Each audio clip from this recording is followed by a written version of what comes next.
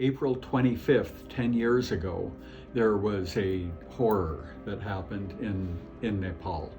A magnitude 7.8 earthquake devastated the area in Kathmandu, the capital, and the surrounding areas, including the Himalaya and Lesser Himalaya mountains, and produced thousands of landslides, and nearly 10,000 people were killed by the main earthquake, and then there were a series of large aftershocks, the biggest of which was a magnitude 7.2, which all in itself is a major earthquake. Kathmandu and the rest of the country were pretty much cut off from communication. So for about 36 hours, there was almost no information flowing to the outside world about the earthquake. I was cut off from my friends and was intently trying to get email messages to them and replies. Nothing was coming in. It was seeming pretty devastating.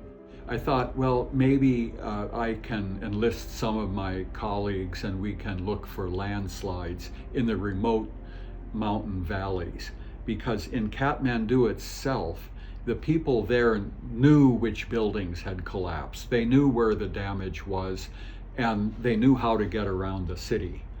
In the remote mountain villages, there was a very high likelihood, I thought, that some villages were completely cut off. Maybe some villages were destroyed. I thought I'd get 4 or 5 volunteers to work with me. Well, it turned out to be 40 or 50. It was a major effort, and we mapped thousands of landslides. I finally managed to get to Nepal almost 6 months later.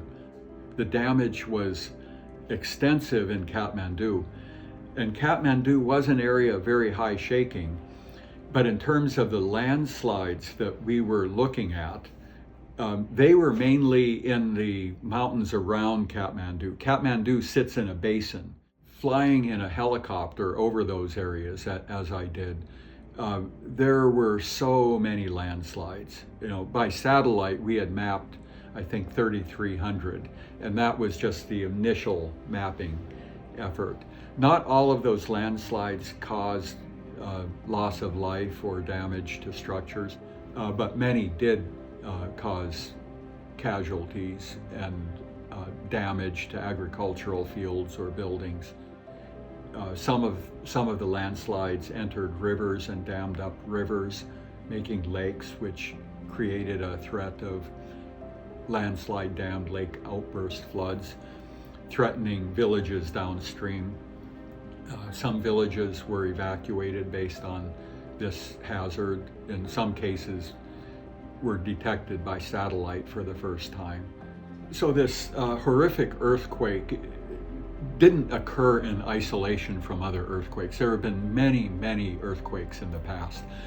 In fact, the peninsular India and South Asia is moving northward. It's still actively moving northward into the main landmass of Asia, thrusting up the Himalaya mountains where this collision zone occurs. Many, many villagers opened their homes to me to let me see the damage from the interior and explained their experiences dealing with the earthquake.